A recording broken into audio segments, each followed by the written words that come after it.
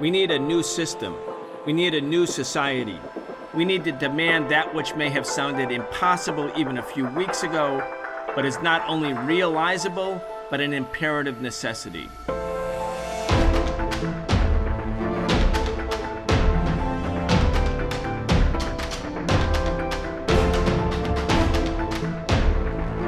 The real Trump program is coming into focus.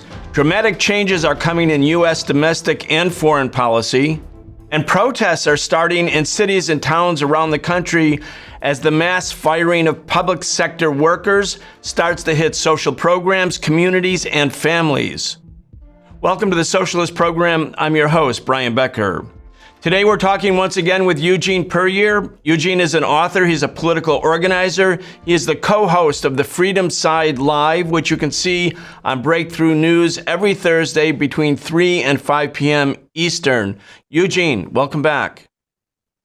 Brian, thank you so much for having me back. There's so much to talk about. I mean, you and I have been talking about the Trump administration before it became the administration, after it was elected in November. In the first weeks, I mean, so much has happened. The Democratic Party, liberalism or bourgeois liberalism, whatever one wants to call it, it's in retreat or has collapsed. Trump is reshaping U.S. foreign policy in very dramatic ways. But I want to start with what's going on internally, domestically. I mean, the House of Representatives just passed a budget.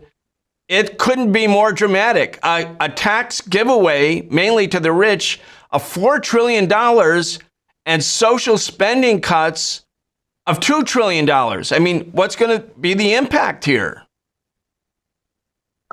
Well, I think the impact could be substantial. I mean, I think we're going to see, significant increases in poverty in this country. I think we're going to see workers continue to struggle. I mean, I think it's really important, to really put this in the correct context, because the way Trump, of course, is describing this is all going to lead to a big boom in the economy. And I think that is just completely and totally false. And for working class people, I think it's really the exact opposite here of what's really happening. I mean, you look at some of the estimates here, and there's always a lot of estimates, but this is not about an economic boom. I mean, you look at some of them, the full Trump tariff tax plan, when you look at the modeling, 0.8% increase in GDP, less than 600,000 jobs over the course of the 4 years that this presidency will go on here. And we can look at what took place in his last presidency, where, of course, he had a similar aspect. I mean, a lot of this extension of these trillions of dollars of tax cuts is the ones from the first Trump presidency, where, of course, we did not see any appreciable rise or big boom in the economy or what it may have been. We didn't see any of the promises in terms of massive millions of jobs that he was claiming would be created when he ran, big increases of investment. We did not see that at all. I mean, even when you're looking at best case scenarios, you're not looking at anything close to what Trump had promised. But what you did see, and what you will continue to see, is what this is really about. It's not about an economic boom. Like I said, when you look at really all the different modeling and all the things that are going on, it doesn't look like, other than, the Trump administration, who of course will say this, there's going to be any significant boom in GDP, significant boom in growth in jobs, significant boom in growth in wages. It's about the richest people in the country taking a bigger share of the overall wealth and paying less in for the common good that helps everyone in the country. Like, that's what this is really about. I mean, you look at the tax cut for people who are in, roughly the top 1%, they might see on average, or let's put it to you like this. I mean, sometimes you look at percents, and what does that really mean? Let me give you a better number. People making basically roughly $750,000 and above would be looking at the very least at an average tax cut of $62,000. For people who are right in the middle of incomes in this country, so like the average income, about $910 is what one would get out of this. And for low wage workers, maybe $70. So you can see, just to maybe bring that point home a little more, the 0.1% of the economy, which is people making, maybe roughly $4 million, could see, anywhere from, I've seen different estimates, $250, $260, $300,000 in an annual tax cut. Low wage worker, $70, average income, $910. So you can see what the tax cuts are all really about. And it's both the personal tax cuts, where these people are relieving themselves of contributing to the common good, by paying less taxes and cutting government programs. And here's an interesting stat.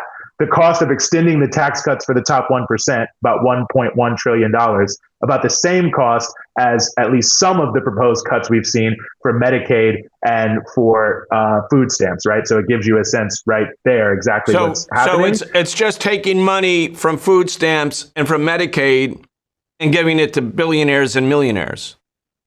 Yes, 100%. I mean, and you look at what's really happening, you look at the corporate aspect of it too.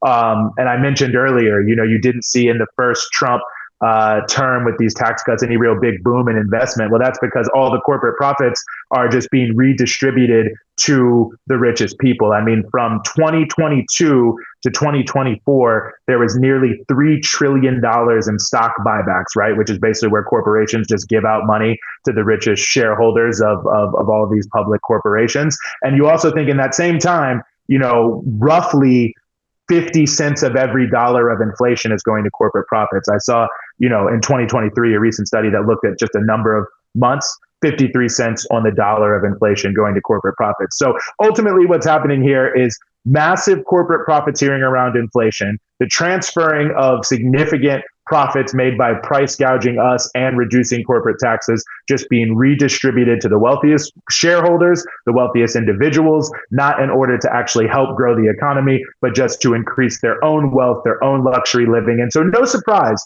we would see someone like Jeff Bezos come out and say today that the Washington Post editorials are going to be focusing on free markets and personal liberty. Because for the richest people, this free market, personal liberty, big billionaire ideology is delivering hundreds of thousands of dollars in personal tax cuts, if not more, to the wealthiest people, adding up to the trillions, in addition to trillions of dollars in corporate profits from price gouging us and corporate tax cuts that they're redistributing to rich people who invest on Wall Street. So, I mean, this really is the billionaire agenda. Yeah.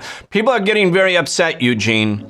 I want to talk to you later about Ukraine. That's really important, about the shift in U.S. policy towards Ukraine and Russia. But first, I want to talk about this because a lot of Trump voters seem to be like outraged right now and bringing their anger and rage to town hall meetings. When Congress goes on recess, the 435 members of Congress go, and many of them have town hall meetings. Those town hall meetings are a source of disruption because people, when they voted for Trump, didn't think, oh, there's going to be mass firings of my family or my neighbors. We're not going to have National Park Service workers so that we have to wait in line to go into a park, or the restrooms won't be clean. This transfer of wealth from the poor or the working class to the rich is now starting to be felt, even in the first weeks. I want to play a couple clips. These are town hall meetings where Republican Congress people are coming home to talk to their constituents. Listen to this. And because you're not smart enough to know that, you're just crazy people. And what we're doing right now is just pausing. Let's go. Let's go. Let's go. This isn't the sheriff. Excuse me, Sheriff Norris. This gentleman is assaulting me. You out this now. Man is You assaulting out me. now. Let's go. This man is assaulting me. Is this out your now. deputy? Is this your deputy? No, don't fucking touch us. Is he a deputy? These are deputies. Who the fuck are these men? So how about that? Hey.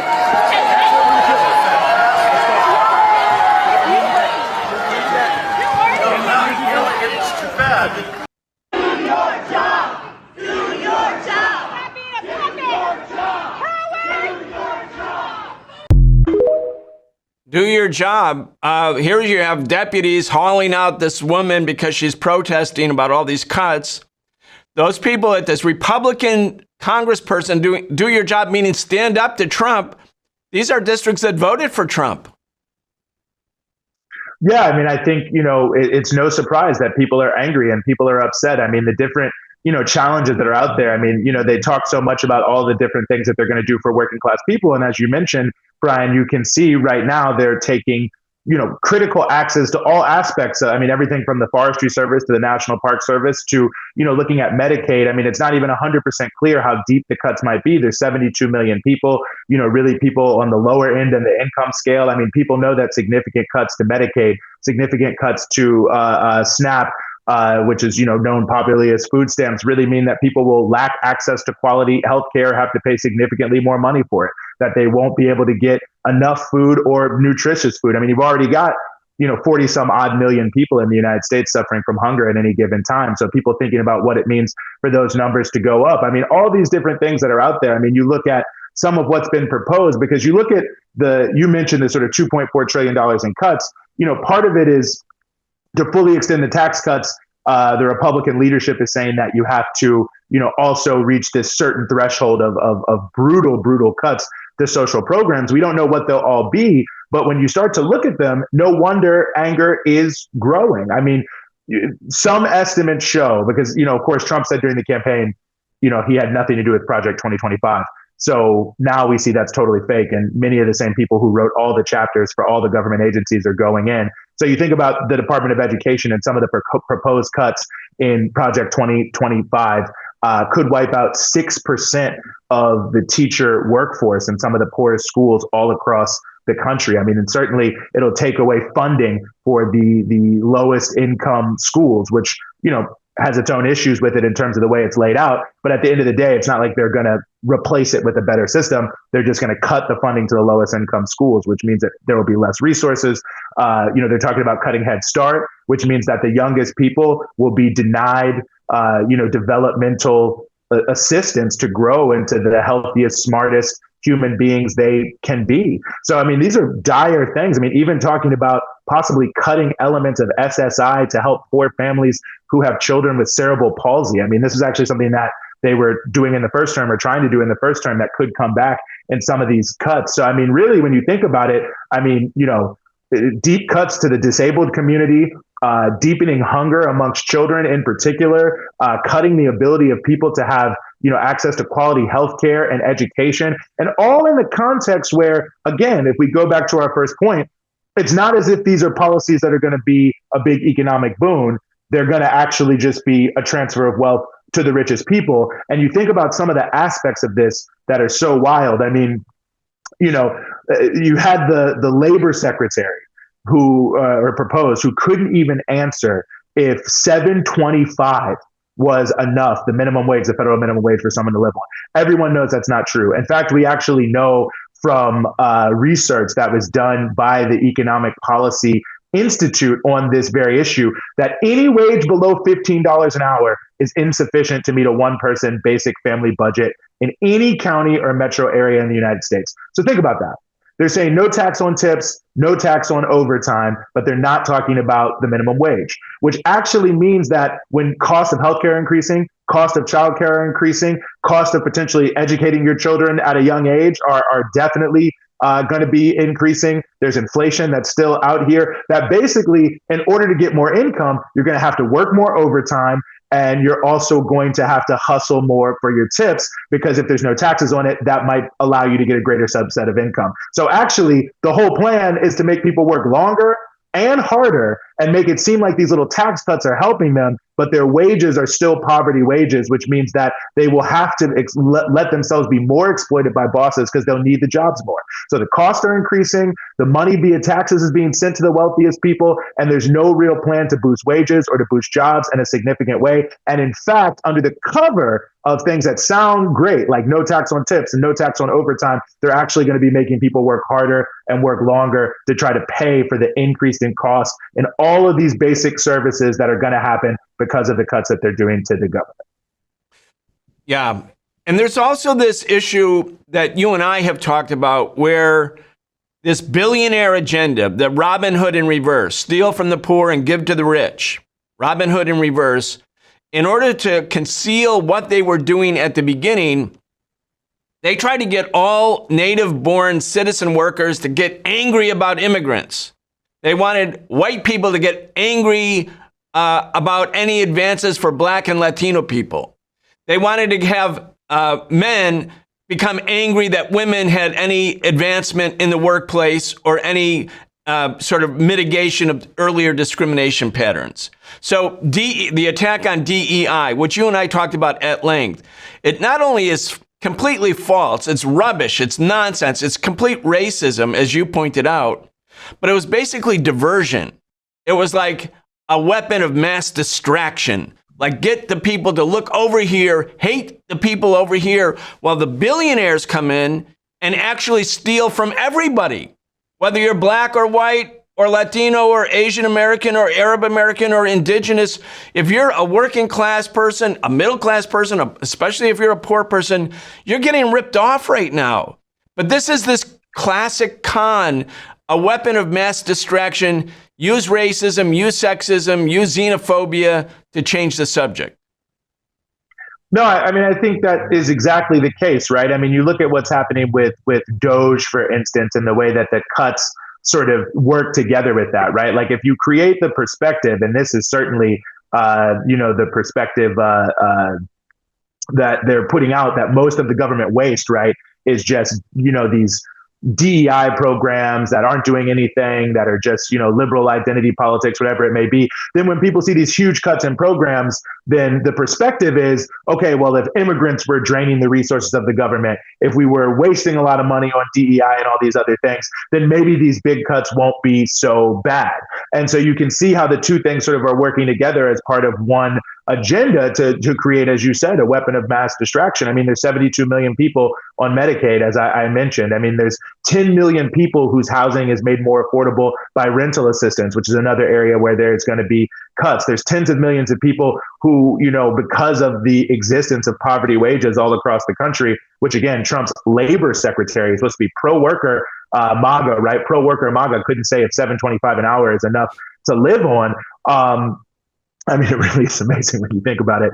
But you can see, like, they don't want people to really get a sense of the full depth of what's going on. So they're trying to create this perspective around the government and around government spending that makes it easier to accept deep cuts because you think the money was mainly being wasted, and not that it's going to be something that is actually going to hurt you in terms of the impact of so many people here. Because again, in a poverty wage economy, these types of programs are keeping people alive, from hunger, from living on the street, from being able to access the most basic of medical care, like not even the top levels, but just the most basic elements of medical care, like literally what people need to survive in the economy. And they're going to make it harder to survive. And they're going to put you in a situation where not only is it harder to survive, but the corollary of that, where you have to work significantly longer and harder under worse working conditions, and where you will want to probably think twice about, potentially losing that job because people are more precarious because of these increased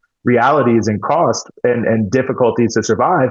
And it's going to be a downward trend. It's going to be a downward trend where they're going to try to convince people and trick people in this moment in time with these weapons of mass distraction to hide the fact that they are going to be taking a deep, deep cut into the living standards of working class people. Like, that's what's really happening here. But I'll just add to this, that, that's this long-term corollary too, I think, about the long-term assault going back to the 1970s on the issue of social services and the idea that government support is just a handout.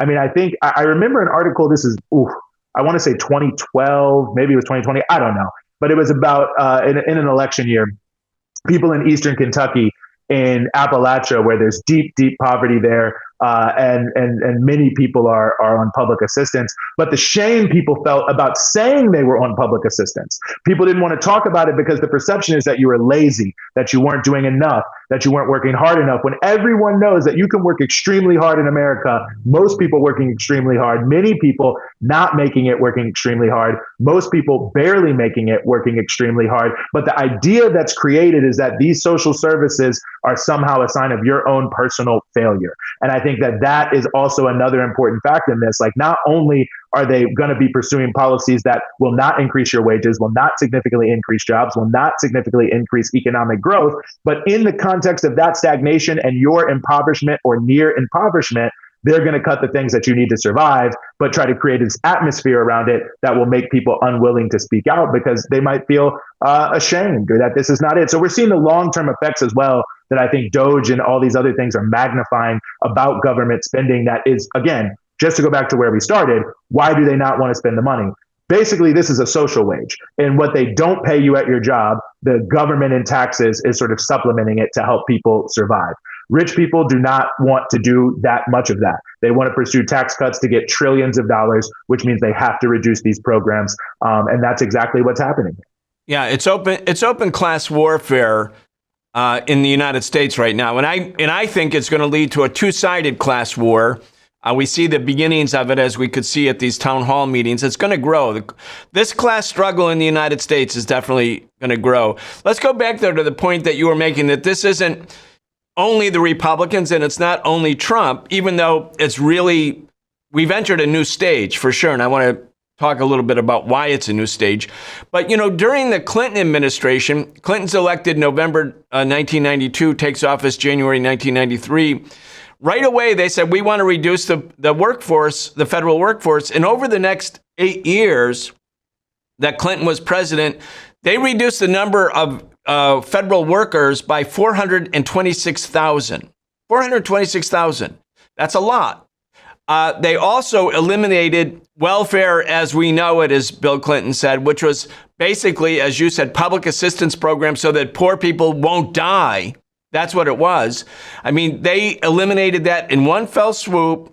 1996, 10 million people lost their benefits overnight, and 7 million of those 10 million were kids, were children. So it's not brand new. But what is new, it seems to me, Eugene, is the scope of this thing, the depth of it, the restructuring in a sort of a permanent way is what the billionaires want, what Trump wants of the U.S. government. And also, Russell Vought, who was the architect of Project 2025, the author of several of its chapters, and now the Secretary of Office of Management and Budget, Director of Office and Management and Budget, OMB. In other words, controlling the sort of disbursement of this $6.75 trillion federal budget. Vought believes that the Democratic Party is a Marxist party, that the reason the United States has problems is this Democratic Marxist party has taken over America, and they're coming in as warriors. So Clinton's cutbacks of federal workers was a bipartisan affair. The Republicans and Democrats collaborated together to do these anti-worker measures. Now the Republicans actually are trying to go to war against what they call the administrative state, because ideologically, they're so far right, they're like the John Birch Society or elements of earlier fascist movements. They actually are ideologically driven to destroy a big part of the form of governance that exists in the United States. That's a corollary agenda along with the billionaires' agenda, and the two agendas intersect here. Anyway, I'd like to get your thoughts on that.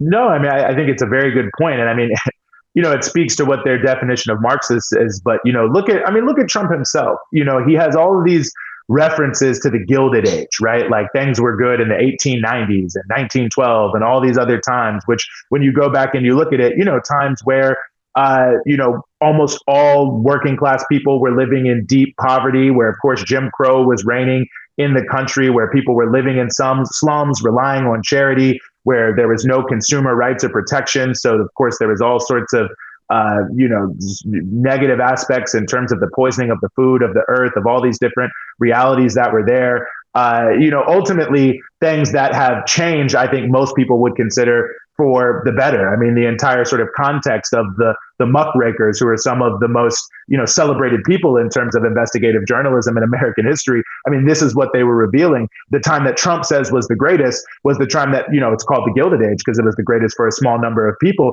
but where for the average person, the struggle to survive was very, very real. And there was no government assistance that rich people had to pay for to keep people out of poverty and death. I mean, dying poor and alone in their old age was the norm.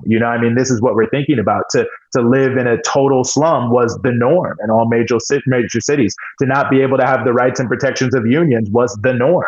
And of course, that meant having below poverty wages oftentimes and having to have children working in the mines and in the factories and all these other, because you had to have the wife, the husband, and the children working in order to just have the most basic standard of living. So these are things that have changed over time because of the New Deal, because of the civil rights movement.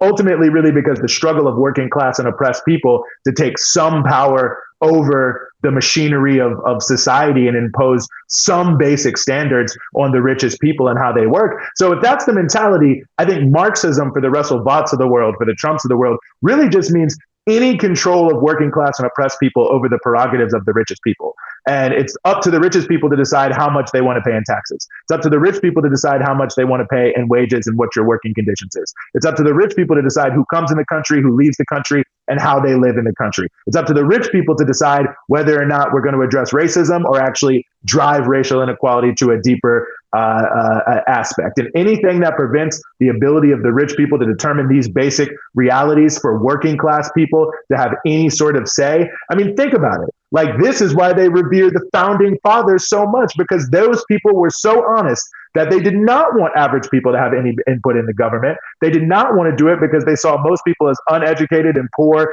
and the type of people who would come for their wealth.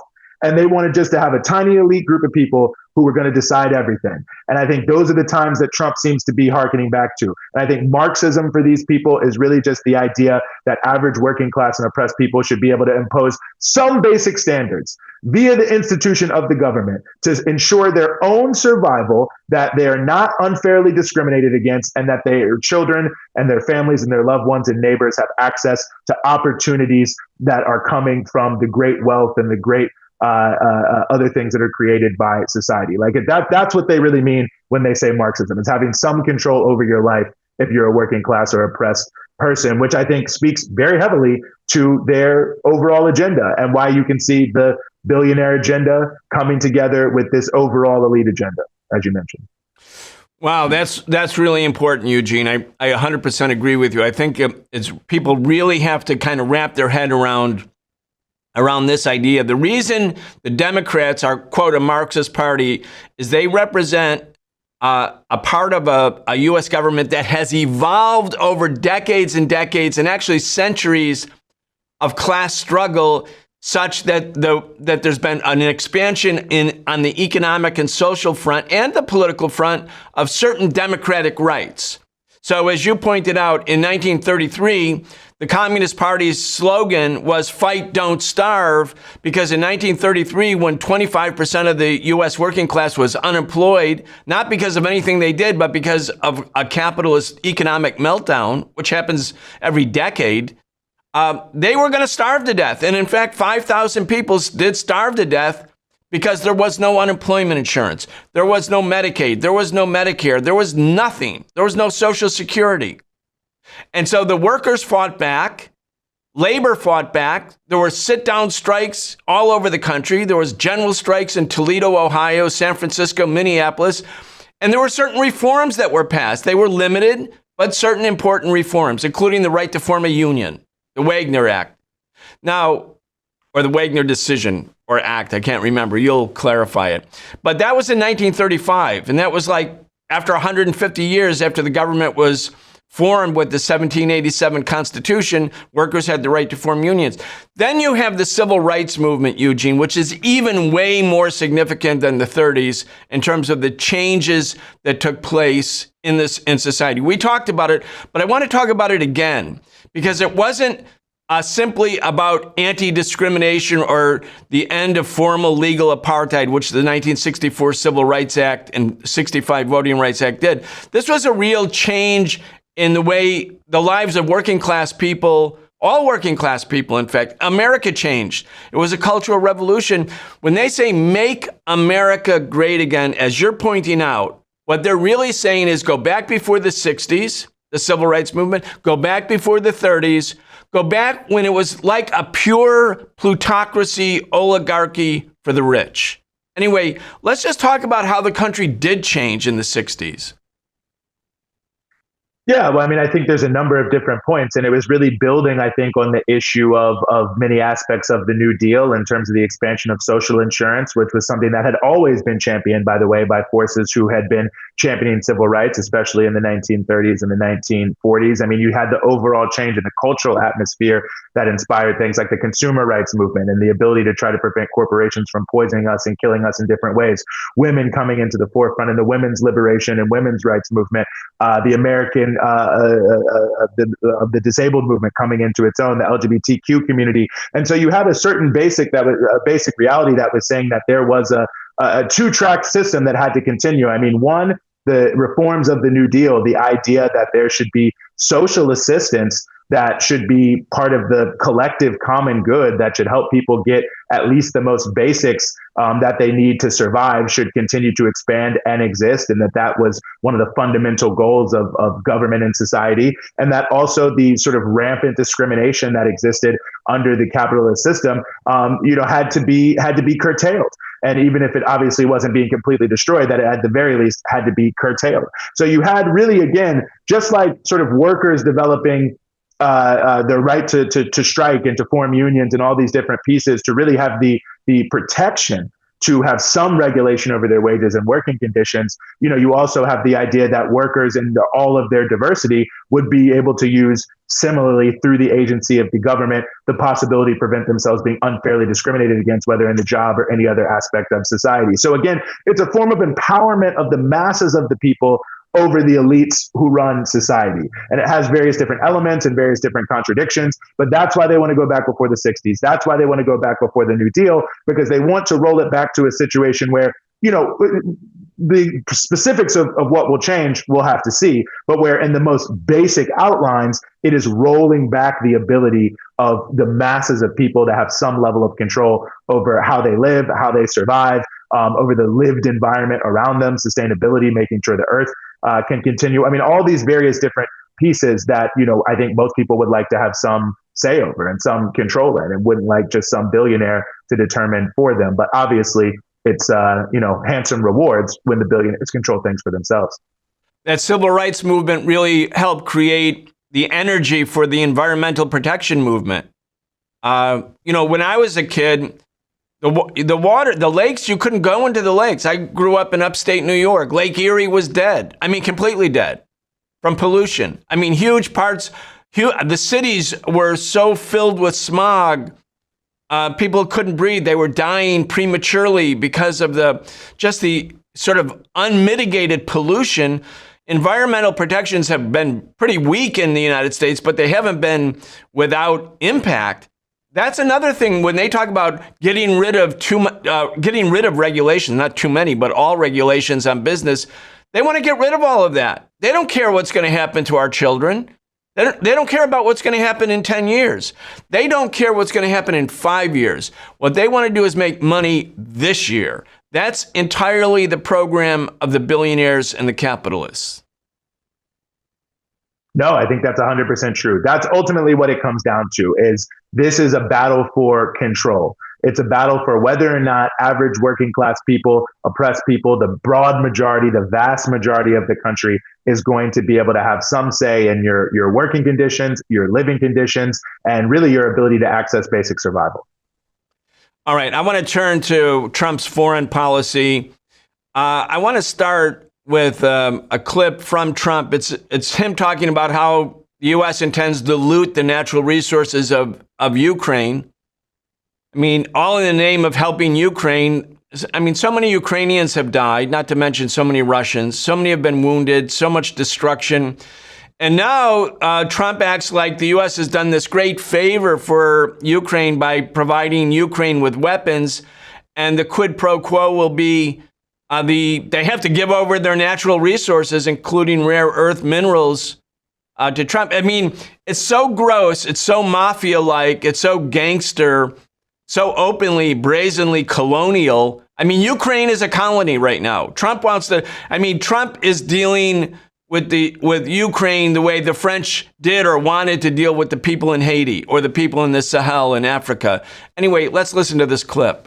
With Ukraine and this mineral deal, what does Ukraine get in return, Mr. President? $350 billion and lots of equipment, and military equipment, and the right to fight on, and originally the right to fight. Look, Ukraine, I will say they're very brave and they're good soldiers, but without the United States and its money and its military equipment, this war would have been over in a very short period of time. In fact, I was the one that gave the javelins. You remember the famous javelins? That was me. That wasn't Obama. It wasn't Biden. It wasn't anybody else. It was me. And they wiped out a lot of tanks with those javelins. And the expression was that Obama gave sheets and I gave the javelins. That was a big deal. So that war-fighting equipment and the ammunition, that's sustained going forward for Ukraine, and how long is it sustained? Well, it could go forward for a while. And maybe until we have a deal with Russia. Look, we need to have a deal with Russia. Otherwise, it's going to continue. But now when Americans put up their money, the taxpayer money, and the president approves it, we're getting our money back in some form. It's colonial, Eugene. And people think, oh, he's a great friend of Russia now, and he wants good relations with Russia. Well, maybe he wants to change relations with Russia, but he's also saying, you give us your natural resources, we'll give you the money, and then you can keep fighting. You can go ahead. You can keep fighting the Russians. Anyway, I want to get your thoughts on this. Yeah, well, I mean, I think that is the case. And certainly when you look at the rare earths issue, I mean, this has been going on since 2014. I mean, the U.S. and the EU pushing Ukraine to privatize its land, its, nationalized corporations and other things like that, which are, many times large percentage of them been going over to these American and these European countries. So a continuation there. But yeah, absolutely. I mean, I think that, making it very clear that there is going to be a quid pro quo relationship. And, I think for many of these countries, there already was a quid pro quo relationship. I mean, that was the point I'm just sort of making about what they've been doing in Ukraine since 2014. But that being said, is now it's very out in the open. And I think it's becoming a bigger aspect of what the Trump administration is proposing. I mean, you look at what they're, doing right now in Africa in terms of how they're doing the relations. They're trying to, I think, throw sand in people's eyes. They're saying that, we're going to rethink whether we need to have a U.S. Africa command. We're going to, dismantle elements of USAID that, we're pushing certain policies on African people. And it's created this perception, I think, amongst many that, oh, maybe they're, changing their policies of trying to have neo-colonial control of Africa. But you just look at one of the top State Department officials who recently shared an article from Foreign Policy, and this is someone who is in the Undersecretary of Management, which is an important issue in the State Department, but a longtime Republican Africa hand, shared an article and said, this is by my friend, and I think everyone should read it. So a clear endorsement, sort of non-endorsement, endorsement type of thing, which shows how they're pushing this policy. But the whole thrust of it was in the context of how the U.S. should approach Africa. It should really do one thing. It should only work with countries that are going to align with the U.S. Agenda. And the things that they mentioned were sort of interesting. Two that I'll highlight. One, voting with the United States inside of the United Nations, right? So that you have to actually sign up to how the U.S. wants to message its international agenda in the United Nations. But the other one is improving its quote unquote business environment, right? So that opening really those countries up more to exploitation by U.S. companies of their natural and human resources. So in a way, while they're trying to say, look over here, oh, look at us, we're,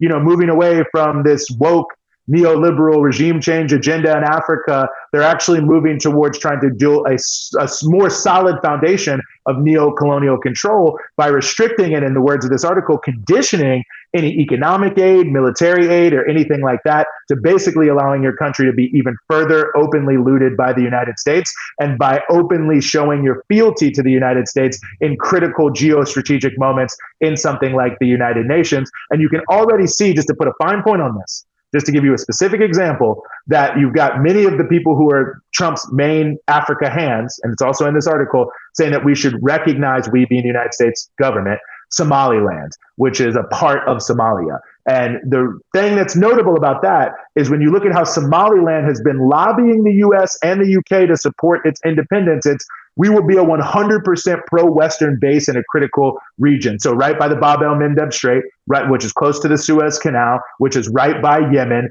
And we've seen what has just happened in the context of Yemen and Palestine, that basically in one of the key geostrategic areas for maintaining the apartheid, settler colonial ethnic cleansing regime, to maintain this chokehold over a strategic waterway and different aspects like that, and to further power project around imperialism, that's what would happen there if the U.S. backs Somaliland and what they're saying. So you can see that even though they're creating this reality or trying to create a reality that somehow, they're less imperialistic, I think, quite frankly, you can see they're becoming more openly colonial around the neo-colonial regimes that they are trying to consolidate around to be able to project power out around the world and maintain themselves as the top dog. Because that's the one thing Trump hasn't done.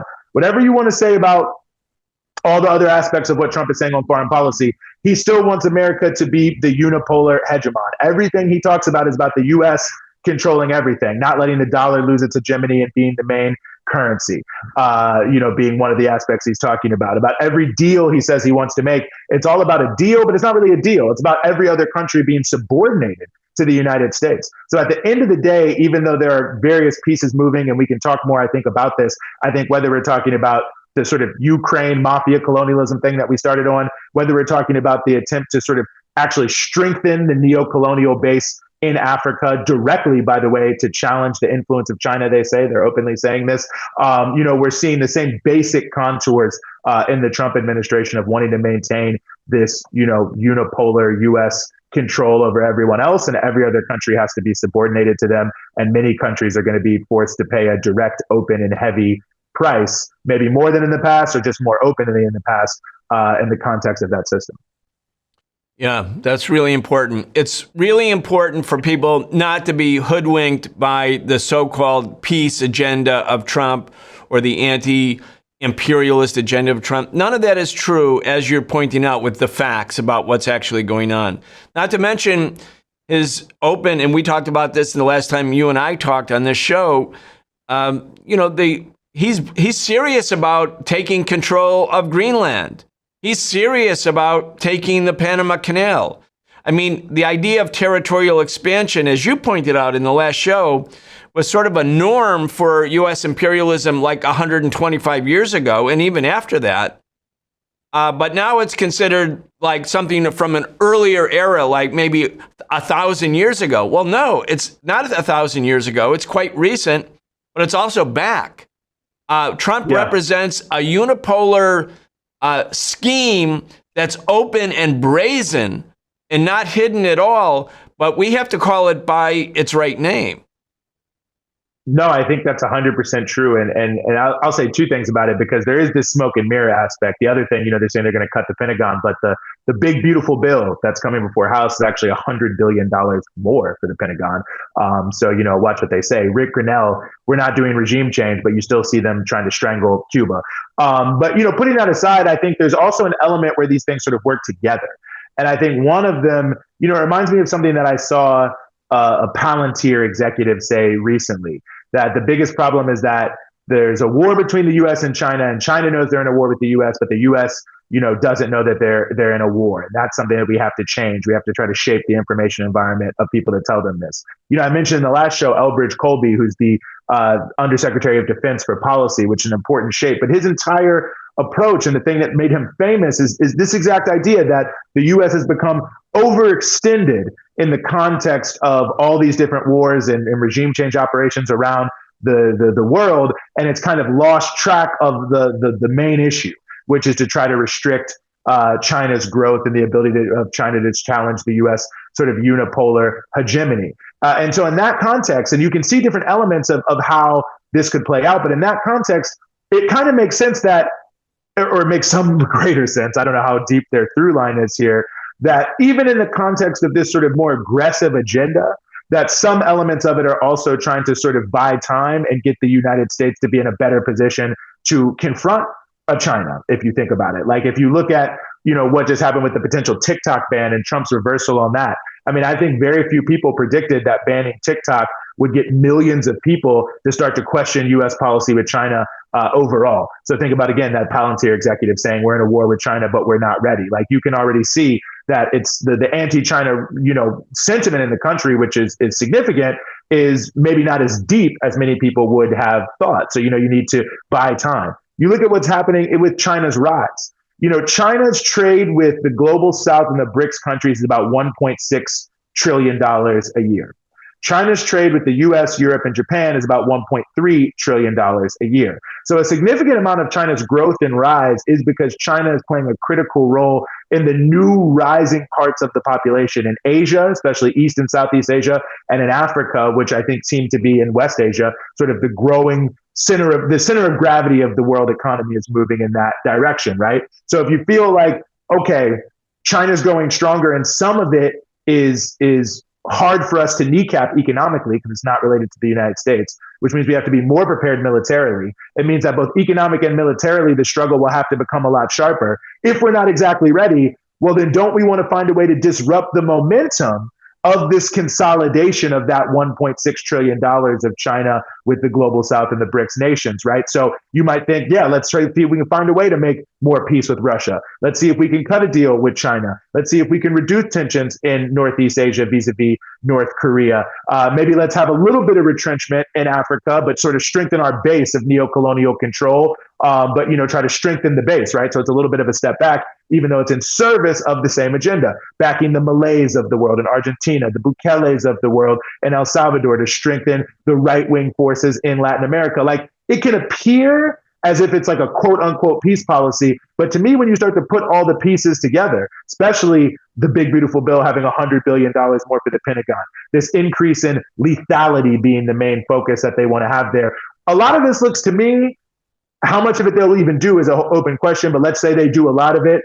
To me, it looks more like sort of taking a step back, reconsolidating your base in service of the same agenda, which is to drive great power conflict, which is the only thing that can happen if you assert a unipolar desire in the rise of many rising powers, that you have to prepare yourself, buy some time, disrupt the consolidation of others in different ways. So it could appear like more of a step back than I think it really is. And I think in addition to the lies they're telling about what they're doing, we also have to recognize that many of the things that may even objectively in certain narrow circumstances or certain parts of the world have a positive agenda are in service of this same negative agenda of the United States to control everything that happens. And by the United States, the richest people, Donald Trump and his friends like Elon Musk and Jeff Bezos and the Hendricks and the casino magnates and all these other people who are really running things. That's what they're really doing all this in service of. It's not like an anti-war agenda. I think it's a sign that, quite frankly, the U.S. has been overextended.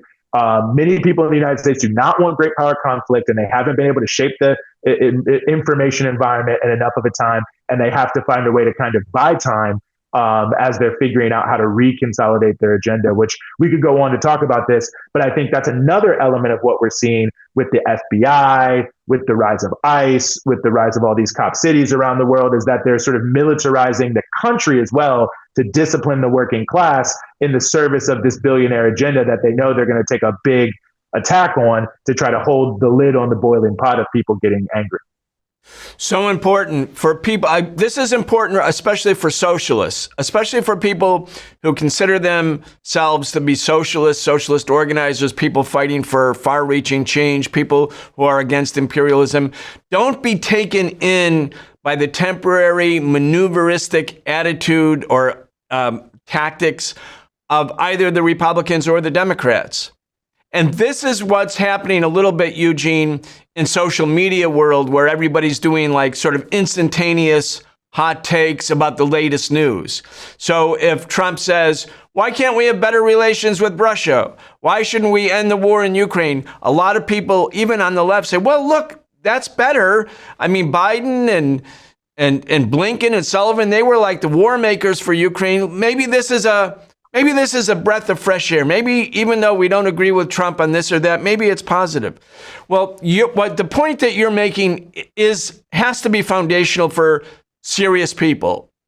The ruling class and imperialism will do all kinds of tactics based on its own estimate of what's going on. If they're not ready for war with China, they have to do things to get ready for war with China. And that might mean even feigning a degree of peace with China. It may be meaning trying to break Russia away from China by offering carrots, dangling the idea of better relations in front of the Kremlin, which obviously Trump is doing. But if you're a serious person, like, you have to root yourself in history. I want to just use this example and then come back to you to get more of your thoughts, because I think this is a critical issue for our movement. In 1939, Hitler and his foreign minister signed an agreement with the Soviet Union, a socialist government that the fascists had always hated and considered the main target of anti-communism of the fascist regime in Germany. They signed a non-aggression pact. That was the Molotov-Ribbentrop a non-aggression pact, the German-Soviet non-aggression pact. Both sides said, well, look, we're not going to attack each other. And people in the left said, look, Hitler is awful, but he's making a turn away from war. And we have to welcome that because we all think the Soviet Union is precious. It's important. Its existence as the only socialist power is critically important. That's the most important thing. So a lot of people let their guard down actually about Hitler because of this non-aggression or peace deal with the Soviet Union. Then 2 years later, after Hitler had gotten more ready, they invaded the Soviet Union. The left was, I think, taken by surprise because it was a, quote, sneak attack.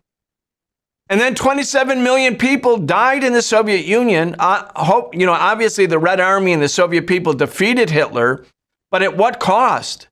At what cost? I mean, 27 million. So let's not think we're hearing something important and new from imperialism. It's the same system using different tactics. Anyway, I'm going back to you with that. No, it's a great point. And I think the Soviet point helps even underline the point about China. I mean, of course, for 40 or 50 years, I get my exact decades wrong here, but since 1972, basically, up until very recently, the United States had an alliance with China. They had their own, desires.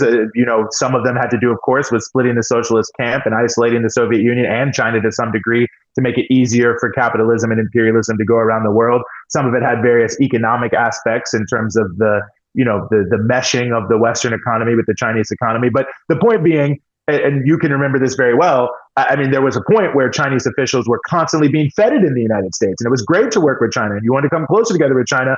Then it turned out, whoa, wait a second, China too strong. Now they're against China again. So, they can have a relationship one day, another relationship another day. But at the end of the day, the relationships always shift because the goal remains the same. And again, think about Trump, every deal he touts, it's not a deal. It's everyone being subordinated to the United States, and to the wishes of the United States, the one-sided deal. It's sort of a gun to the head kind of approach to deal making. To his points about how the U.S. military has to be the number one, the biggest, the most lethal that's out there. The fact that he always is talking about America being the number one country of all countries. He is the same as all other ruling class Americans, certainly since World War II, I would say certainly before that, but let's just say since that moment, that think the U.S. should be the top dog of the entire global economy. And that means everyone else has to find some way to fit in underneath that.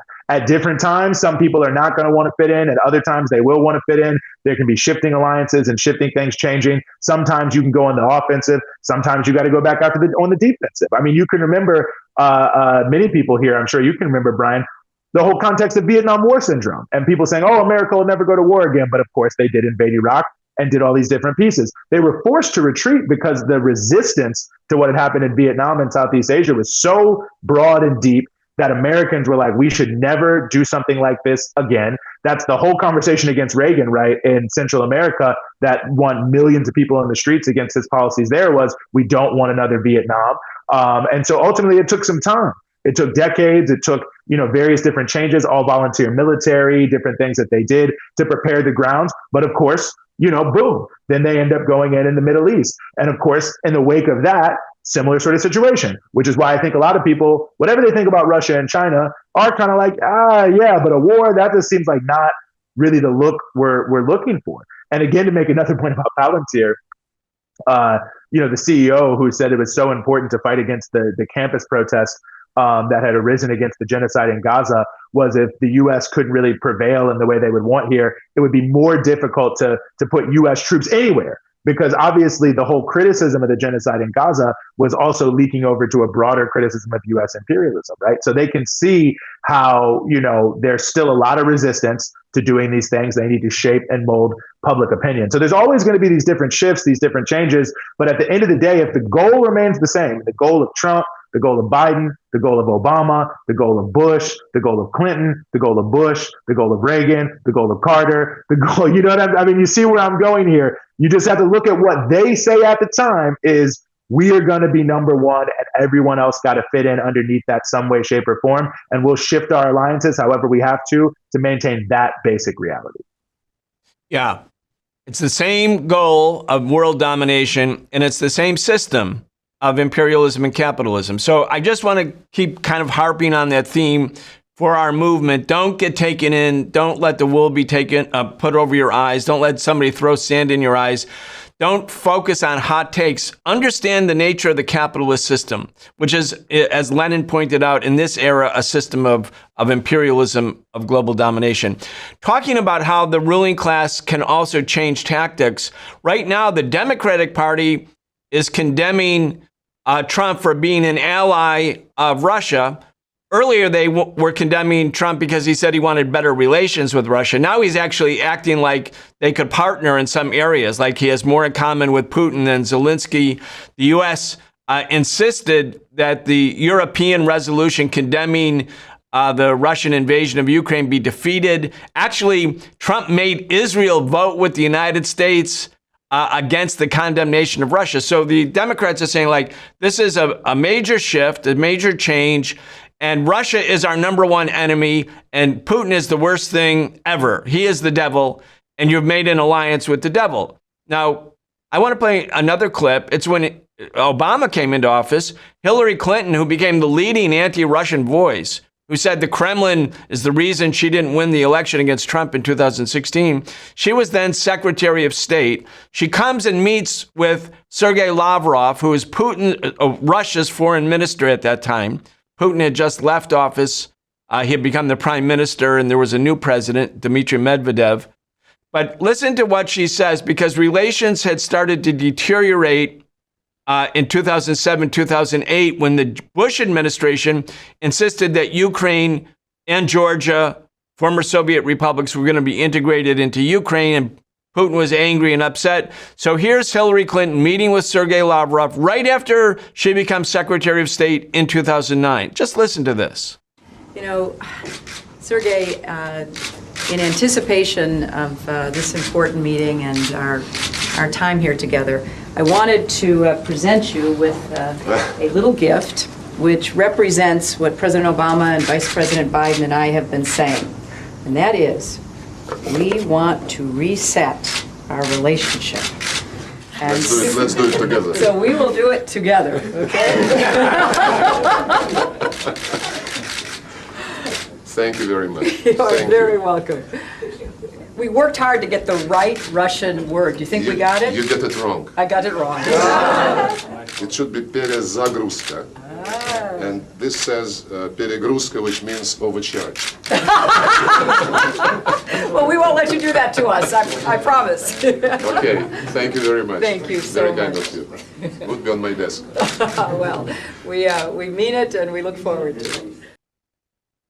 Okay, Eugene, there's an element of just, part of that is just funny. They couldn't even get the Russian word right for reset. They put overcharge. And she said they worked hard to get the right word. So anyway, you should never underestimate the incompetence of different U.S. government bureaucracies. That part is true. But that's Hillary Clinton, who was the leader of the anti-Russian crusade, acting like a real friend of Russia. Now, what were they trying to do? I mean, I think at that point they had other geostrategic objectives, and they didn't want to lose Russia. Russia had, in a sense, been brought into a U.S. sphere of influence, even while the U.S. was chipping away at it. So again, would we go back to that little clip, that little moment, that episode, and say, oh, Obama and Hillary Clinton wanted to have a new foreign policy and be friends of Russia? No, you can see in retrospect that it was nothing but a maneuver. No, 100%. I mean, I think when we look at the history of what's, taken place here in terms of what's moved forward in Russia-U.S. relations, there's been many shifts. I think the Obama administration, let's remember, of course, was the architect of the pivot to Asia. And in that context, obviously, one of the points they were making, I think it was to The Atlantic, to Jeffrey Goldberg, where I think Obama said that Ukraine wasn't a core American issue. I mean, obviously, they were looking to establish kind of like a Cold War, Cold Peace type of scenario between the many of the West Asian countries, Arab Gulf countries, and Iran. Different things to make it easier to sort of start to focus almost everything on Asia, which, of course, this is the pivot to Asia. That's the context. The U.S. has mainly been in Europe and mainly been in the Middle East. Now we're pivoting to Asia. And so one element of that, of course, is that it's going to be difficult to do unless you have decent enough relations with Russia in a situation where, at least you're not fighting whatever the core nature of it is. You're not drawn into some side conflict like Ukraine or whatever it may be, the Iran deal, so that you can sort of have the two sides, the Gulf states, your friends, and Iran, you have this deal kind of balancing off against each other, kind of calm that down. So you can sort of then shift everything to Asia. Obviously, there were many people who have been arguing these types of things for some time. I mean, and this is the element of maneuvers. I mean, you have people talking about the reverse Kissinger now. And of course, Kissinger always being an advocate of, trying to split Russia from China. In many ways, the base of détente, which of course, that's what Kissinger is most known for, right, is to some degree the exploitation of the Sino-Soviet split, the separation of the two countries, Soviet Union and China. We're moving to Russia now, but same, I think, basic concept, right? Like if both are relatively more isolated, easier for the U.S. to make these sort of peace deals where they're sort of getting the upper hand on both countries and they're not able to consolidate. Brzezinski, who's like the opposite of Kissinger, right? They said he was the one who was against détente, which he was, coming and doing things. What did he always say? Don't let Russia, China, Iran unite, right? So this is a long-term thing, kind of on both sides. On a more détente perspective, those who are a little bit more hawkish, that a key core element of the U.S. being able to actually control the action, so to speak, in terms of the global economy, is to keep the sort of two giants of Eurasia from uniting in a more significant way. And I think that leads at different times for them to lean in different ways, more towards the Chinese and against the Soviets for a large part of the 70s and the 80s, right? More towards Russia at different times, more to, just try to manipulate the nature of the relationship. But that's the thing. They're trying to manipulate the nature of the relationship for the gain of the super elites who really run the United States. So that's the thing I think about, the point you were making about people not getting confused.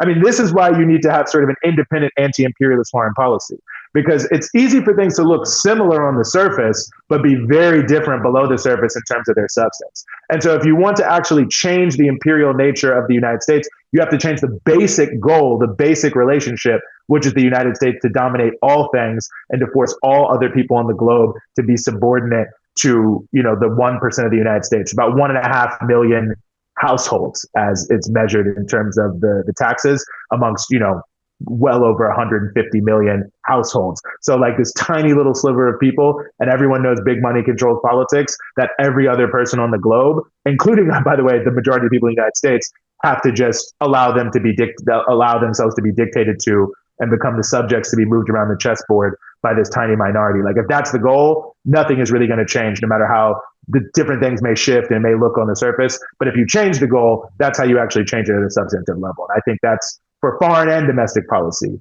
a key factor, because it's a war at home, just like it's a war abroad. I think that's the connection. Yeah, and it's a billionaires' war at home and abroad. So it is the class struggle on the global scale. And I think that's why Marxism and socialism and the principles and values and historical theorizing about capitalism and imperialism are essential elements for young organizers and organizers who are not young, but maybe newer to the struggle. I want to finish with one other sort of element. The bourgeoisie, the billionaires, the capitalists, as they're doing this great Robin Hood in reverse, stealing from the poor and the workers and giving to the ultra rich, they are anticipating in more class struggle. They know that, you can fool people for some of the time, but even the fooled people, when it starts to really harm them, will start to fight back, as we saw in those town hall meetings. Now, the FBI has a new director, Kash Patel, who was a, quote, critic of the FBI, but actually from the right, not like a more humane, better, more liberal FBI. But he appointed a deputy FBI director who the Democrats are like howling about because he wasn't a former FBI official, so he doesn't have FBI experience. But this man, Dan Bongino, is a hard right, really hard right. He had a podcast. He's been a right-wing sort of pundit, advocate, whatever. I would say, do we say fascist? I don't know. These are fascistic tendencies. Here's how he was talking not so long ago on his podcast. He's number 2 now in the FBI. I want to play this clip for you and for the audience, and I want to then get your reaction. The thing that matters is what? Chat. What matters? Anyone? Power. Power. You can see what I'm mouthing. Power. That is all that matters. They use propaganda and terrorism, and that's what Black Lives Matter does. They are communists, and communists are terrorists too. This hurt your feelings? You don't like it? Did we offending your delicate sensibilities? Kiss my rump. I don't care. I don't give a damn. I can't stand you. What cause is dear to your heart? Cause is dear to my Israel, the defense of Israel. That's so important, I think, Eugene. This guy is like, again, it's gangsterism taken to its final thing. He says, you're all communists, you're terrorists, you Black Lives Matter movement. They're getting ready for the class struggle, but our side has to be active and fighting, moving, not afraid, not intimidated. This is how it was in America for centuries, this kind of open talk. He's like Bull Connor in Alabama, but it didn't stop the civil rights movement from erupting. The state is a terrorist entity against oppressed people and against the labor movement and against the left. That's not new. We have to be ready to fight back, but it says a lot about where the new reformed FBI is going. Anyway, with that, I'm going to give you the last word. No, I think it's a critically important point to look at. And when you really put it all in one scope, I mean, you know, the blending first and foremost of political ideology and criminality, right? Like communists are terrorists.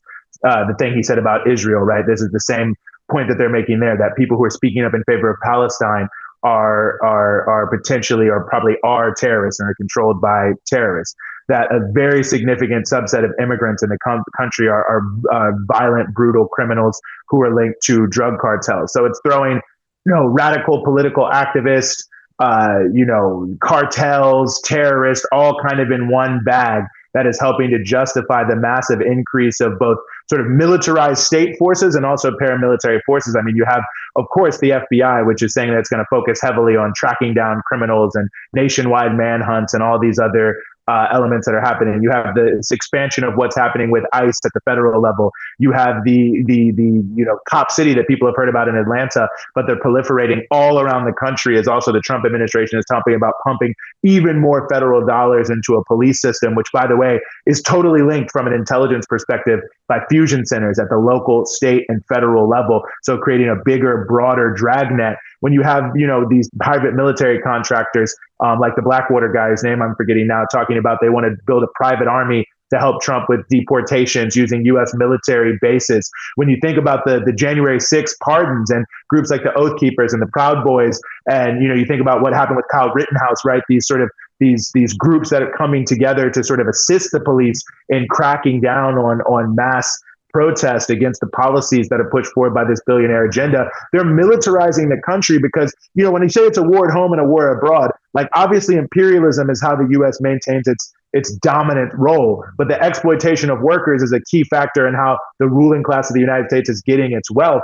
And so underneath all this rhetoric, as we're pointing out about the economy, the taxes, the cuts, basically what it comes down to is they know that they are going to reduce the living standard of working class people, and that ultimately people will not want to go, quietly into the night of having their living standard significantly reduced on the backs of the billionaire agenda. And they have to militarize the country to be prepared to impose this on people, just like they have to militarize the world to impose on the rest of the people around the world this top dog mentality where everyone else is subordinate. So whether we're talking about foreign countries or the masses of people in this country, that's what we're really facing. Whatever the sort of tactics and misdirection and this, that, and the third that they are throwing at us, they're preparing and executing a militarization of the world and the country to hold down working class, oppressed, average people, to extract as much wealth from them as they possibly can to fund their own lives, not to improve anyone else's. And I think that's 100% what's happening here. And we cannot lose sight of the ball. And I think that's why when people talk about independent politics, that's what it really has to be. You can't depend on Democrats or Republicans to craft a pro-working class agenda, to craft an agenda that'll work for poor people around the world, to live in a way where everyone can have human dignity. Like that is not going to happen from the two major parties. It's only going to happen by people with a different vision that isn't the U.S. controlling the world and isn't the tiny minority of rich people controlling the vast majority of wealth, but it's all of humanity working together to solve the challenges we all face, including, by the way, maintaining our planet as a livable place for all of humanity. So it's a big challenge in front of us. I think there's a lot of tricks out there, a lot of landmines, a lot of things we could trip up on. I think it requires just real explaining, which is tough because, we live in if you can't see it in 30 seconds kind of mentality. But I think we really do have to walk through, because I personally believe, and I'll just close on this, I think many, many people who voted for Trump, who support Trump, these are people who are struggling and suffering just like everybody else, and are just looking for answers. And, just because people voted for Trump or didn't vote or whatever, because they don't have any hope in the system, doesn't mean we should throw those people away. I think we have to mobilize our working class and oppressed people across all the different lines, including the two major parties, whether you voted for Kamala, for Trump, or didn't vote, around our core agenda. And let's unite around that to the extent we can. And I think we can certainly potentially prevent them from doing this. Like, let's remember all the things Trump said he was going to do in the first term, he didn't do. So I think you can see that resistance can actually make a difference, but it has to be rooted in real working class interests that speak to broad masses of people, not just another subset of elites that represent liberals, quote unquote liberals in the Democratic Party. Yeah, I think I said I was going to give you the last word, but I'm going to say one more thing, because your words are inspiring to me. And I think that people have to realize that we can actually win. Right after September 11th, the FBI, the Bush administration, they were rounding up thousands of Muslim people, Arab people, South Asian people. They passed the Patriot Act. A lot of people in the United States movement thought, well, this is fascism, because the government was taking control. The CIA set up torture centers all over the world. By the time George W. Bush left office in 2009, his approval rating was like at 25%. Masses of people had gone into opposition and resistance. I mean, the only reason Barack Obama could have possibly been elected was the sea change in public opinion in the United States. Unfortunately, that opinion was sort of transferred to the Democratic Party when he said, we're gonna make change. Yes, we can do it. But my point is that it looked grim in 2001 and 2002, but a mass movement against racism, against war, against the deportation of immigrant families, that changed America. So I said I was going to give you the last word. I mean it, but this is your second chance at the last word. Listen, I think that's all a very good summation. And I think it's just a clarion call that people got to be eyes wide open and have to, continue to mobilize and continue to fight. So many difficult conditions. Everything that people think is good that happened in terms of, the civil rights movement, the labor movement, all of these different aspects, the abolition of slavery, all of those things where people say, oh, it can never happen. So, I mean, that's just the default, is that people say things can never happen. But the thing that actually happens in history is change as a constant. And the ability of people to change their own circumstances through collective and organized action is a constant. So I think if we look at it like that, it's not that things won't be difficult, but I think the idea that we can win is a very real one. All right. Eugene Puryear, thank you so much. Thank you.